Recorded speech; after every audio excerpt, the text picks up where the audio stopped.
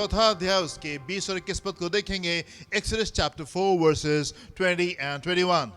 तब मूसा अपनी पत्नी और बेटों को गधे पर चढ़ाकर जी। मिस्र देश की ओर परमेश्वर की उस लाठी को हाथ में लिए हुए लौटा।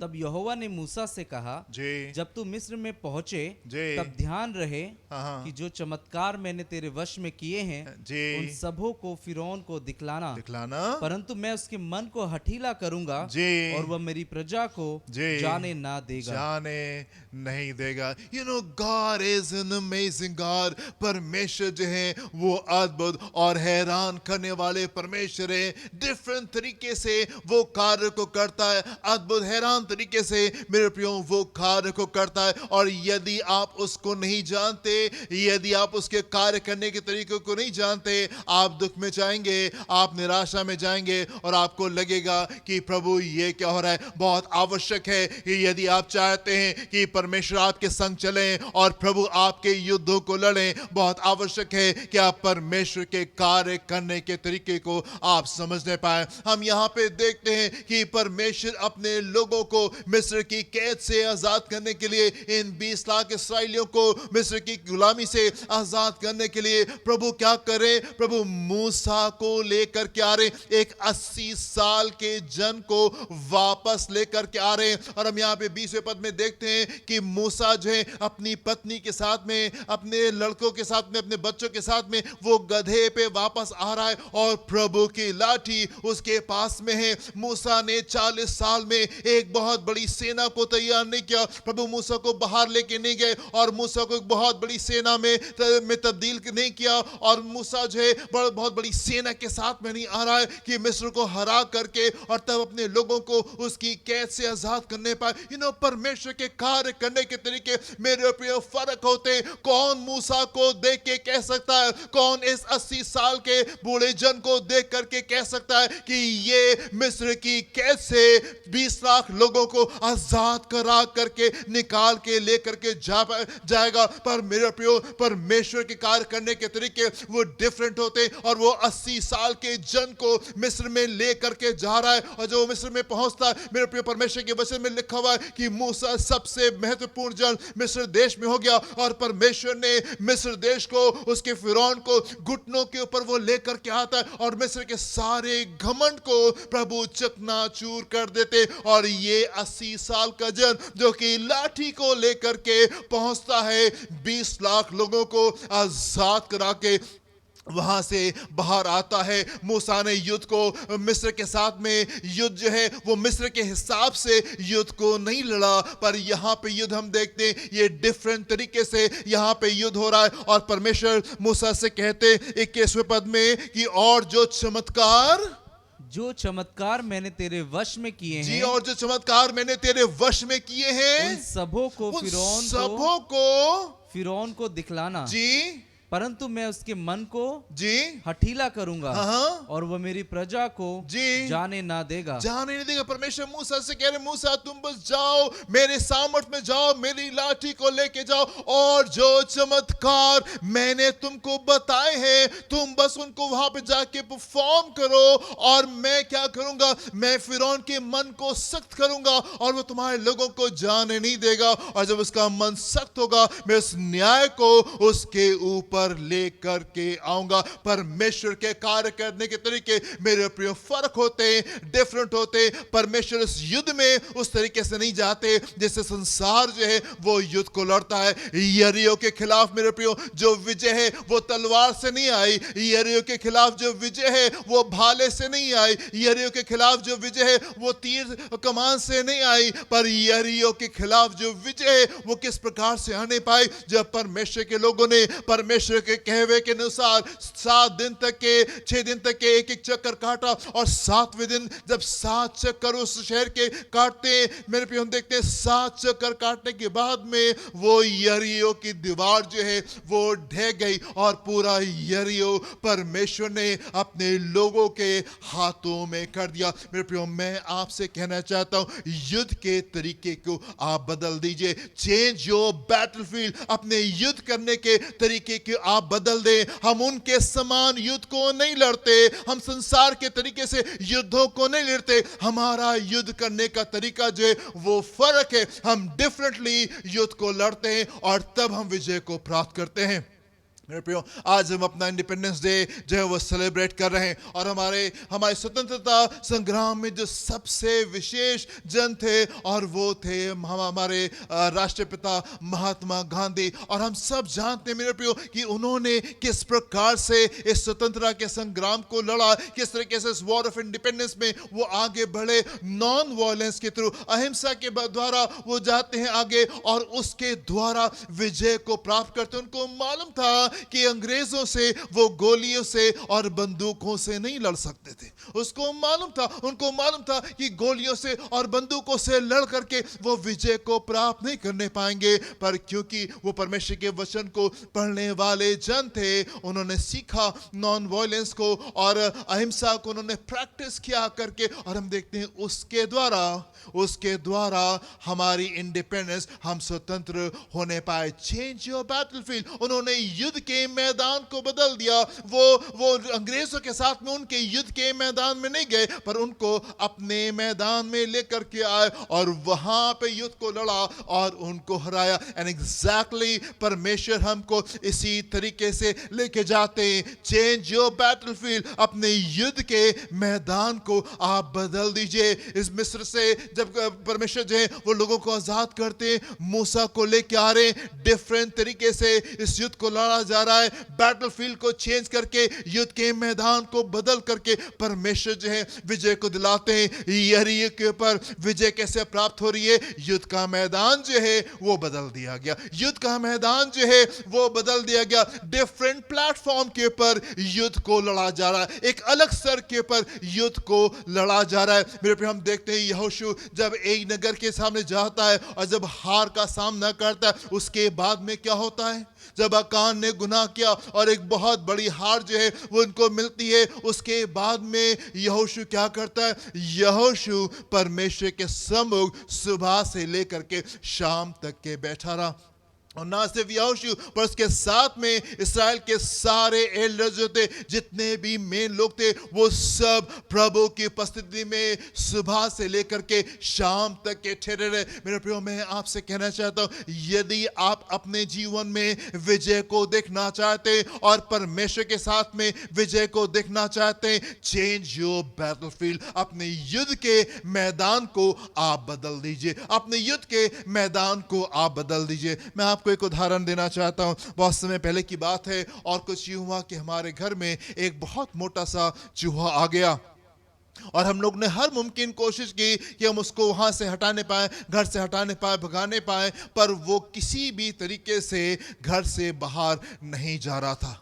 किसी भी तरीके से वो घर से बाहर नहीं जा रहा था। और जब हम थक गए, जब हार गए, हम परमेश्वर के सम्मुख आए, प्रभु मैं इस चूहे को अपने घर में देखना नहीं चाहता। जब मेरी सारी कोशिशें फेल हो गई, तब मैं प्रभु के पास में गया और मैंने प्रभु से कहा, प्रभु मुझे ये चूहा अपने घर में नहीं चाहिए। And I'm telling you, मैं आपसे बताना चाहता हूं कि वो चूहा उसके बाद से मुझे दिखाई नहीं दिया।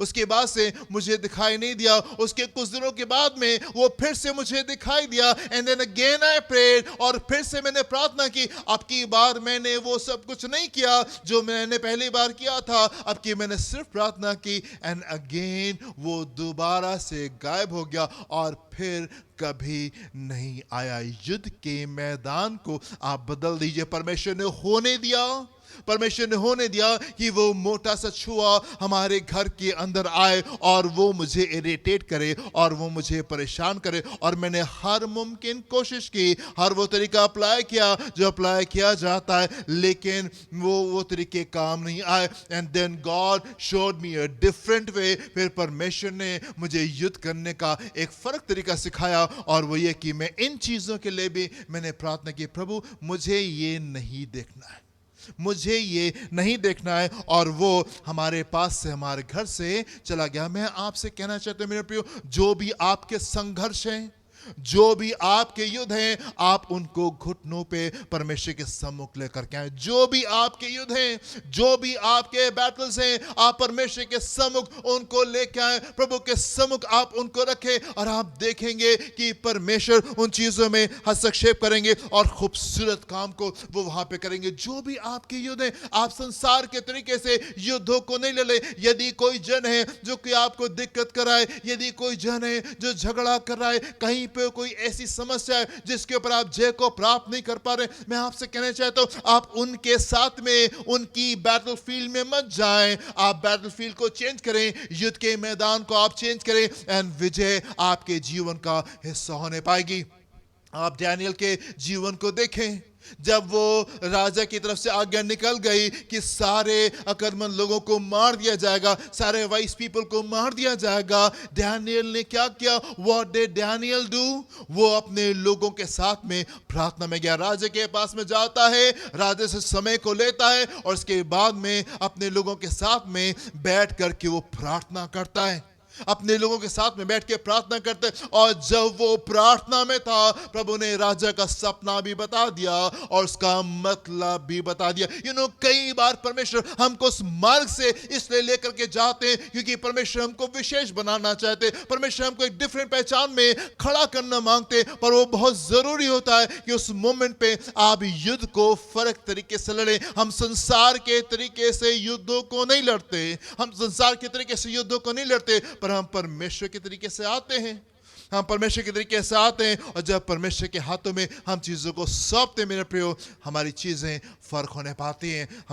हमने याकूब के ऊपर बहुत सी शिक्षाओं को लिया है और हमने देखा कि याकूब जब लबान के घर के ऊपर था, लबान ने बहुत उसके साथ में बेईमानी करने की कोशिश की, बार बार उसके वेजेस को, उसकी पगार को वो बदल देता था। पर मेरे प्रियो, हम देखते हैं कि याकूब जो है वो लबान के साथ में उसके स्तर के ऊपर आकर के युद्ध को नहीं लड़ रहा है। याकूब लाबान के सर के ऊपर आकर के उसके युद्ध के मैदान में एंटर करके वो युद्ध को नहीं लड़ रहा है। याकूब ने क्या किया? उसने बैटलफील्ड को बदल दिया, उसने युद्ध के मैदान को बदल दिया। याकूब अपनी सारी बातों को लेकर के परमेश्वर के पास में गया, अपनी सारी चीजों के साथ में वो परमेश्वर के पास में गया। और जब वो परमेश्वर के पास में गया, परमेश्वर उसके पक्ष में आकर के खड़े हुए और एक बड़ी विजय उसके पास में आने पाए। लबान सिर्फ देखता ही रह गया और धीमे धीमे करके लबान से कहीं ज्यादा रईस है वो याकूब हो जाता है और याकूब को परमेश्वर वहां से बाहर निकाल करके लेकर के आते। मैं आपसे कहना चाहता हूं मेरे प्रियो, चेंज योर बैटलफील्ड। आप अपने युद्ध के मैदान को बदल दीजिए, आप अपने युद्ध के मैदान को बदल दीजिए। हमारी विजय इस बात में है कि हम घुटनों पे परमेश्वर के सम्मुख आते हैं और वहां पे अपने युद्ध को लड़ते हैं। कई बार विश्वासी लोग युद्ध को क्यों हार जाते हैं? वो इसलिए हार जाते हैं क्योंकि वो युद्ध के मैदान को वहां ले जाते हैं। जिस लेवल पे युद्ध हो रहा होता है वो भी वहां पे पहुंच जाते हैं। अगले ने झगड़ा किया, हमने झगड़ा किया, अगला गालियां बक रहा था, हम भी गाली बक रहे थे, अगला कोई गलत काम कर रहा था, हम भी उसी भाषा में, जिस भाषा में उन्होंने हमसे बातचीत की, जिस तरीके से उन्होंने कार्यों को किया, हमने भी उनके खिलाफ उन्हीं चीजों को किया ताकि हम उनको उनकी जगह के ऊपर जाकर के हराने पाए। एंड कई बार जब आप इस तरीके से युद्धों को लड़ते हैं आप हार जाते हैं, आप हार जाते हैं। बहुत आवश्यक है मेरे प्रियो कि आप बैटलफील्ड को बदल दीजिए, युद्ध के मैदान को आप बदल दीजिए और आप जो है परमेश्वर के सम्मुख आए, परमेश्वर के सम्मुख ठहरे, अपनी सारी समस्याओं को आप उसके सम्मुख लेकर के आए एंड परमेश्वर आपके जीवन में बड़ी विजय को आप उंजेलेंगे। दूसरी बात जो मैं आपसे कहना चाहता हूं और वो ये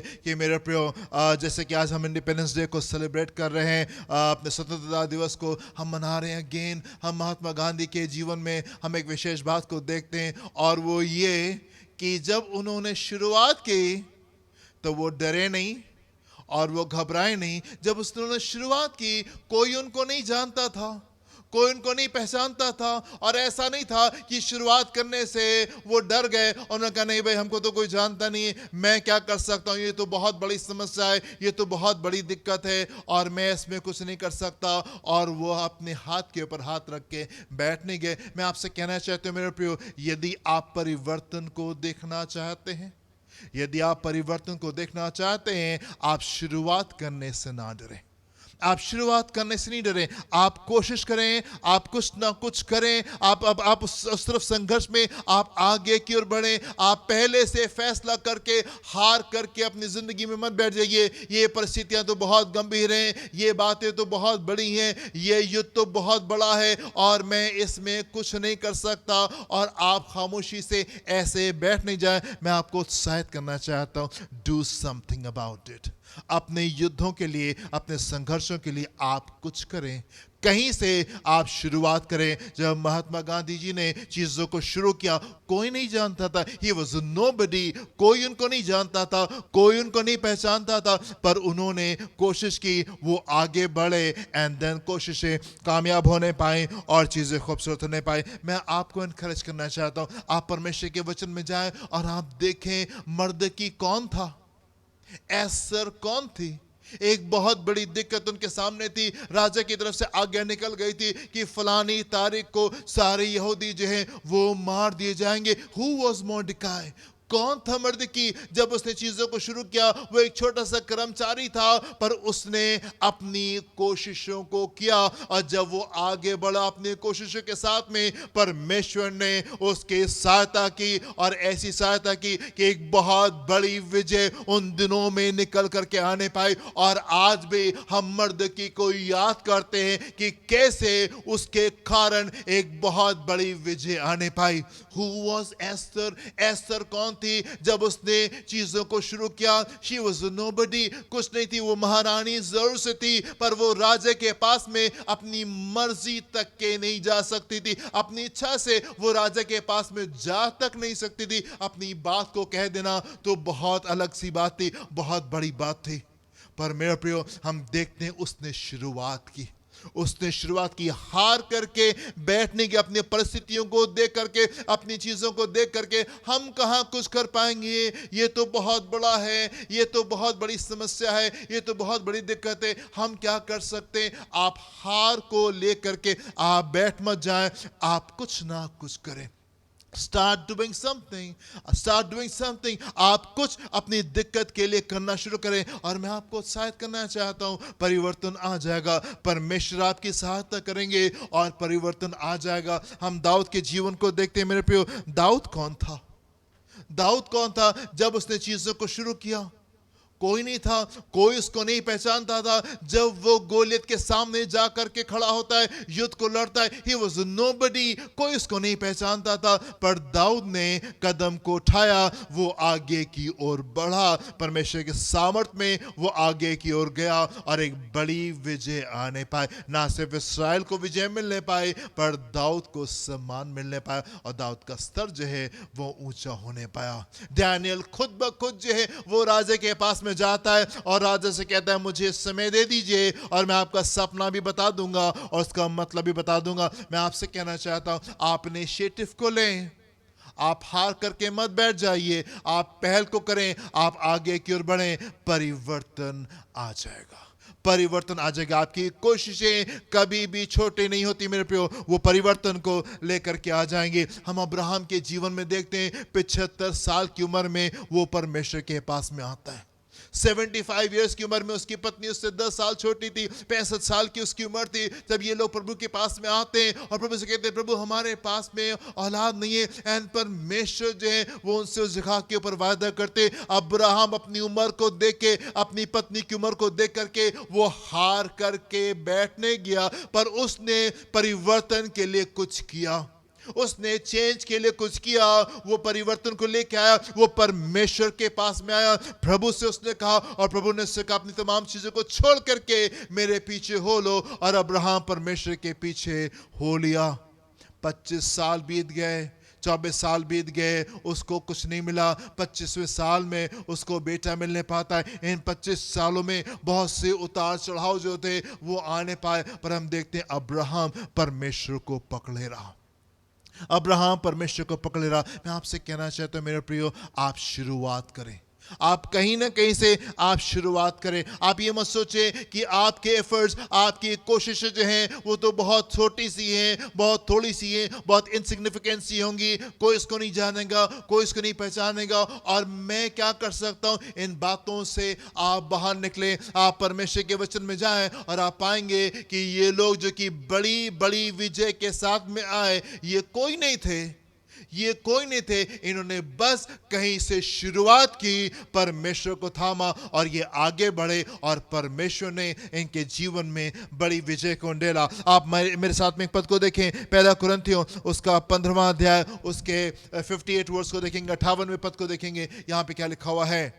इसलिए जी हे मेरे प्रिय भाइयों, जी दृढ़ और अटल रहो, इसलिए हे मेरे प्रिय भाइयों, दृढ़ और अटल दृढ़ रहो, और अटल रहो और प्रभु के काम में जी, सर्वदा बढ़ते जाओ, और प्रभु के काम में सर्वदा बढ़ते जाओ, क्योंकि ये जानते हो क्योंकि जानते हो कि तुम्हारा परिश्रम कि तुम्हारा परिश्रम प्रभु में व्यर्थ नहीं है। प्रभु में व्यर्थ नहीं है। मैं आपसे कहना चाहता हूं मेरे प्रियो, आपका परिश्रम प्रभु में व्यर्थ नहीं। आप उस भूमि में बो रहे हैं जो जरूर से उपज के साथ में वापस आती है। आप उस भूमि में कार्य कर रहे हैं जो कि उपज के साथ में वापस आ रही है। जो भी आपके एफर्ट्स हैं परमेश्वर में, वो फल को निश्चय लेकर के आएंगे। आप ये मत सोचें कि आपकी कोशिशें तो बहुत थोड़ी सी हैं और बहुत इनसिग्निफिकेंट सी हैं। मैं आपको उत्साहित करना चाहता हूं, युद्ध के मैदान को बदल दें और कोशिश करने से आप पीछे मत हटे।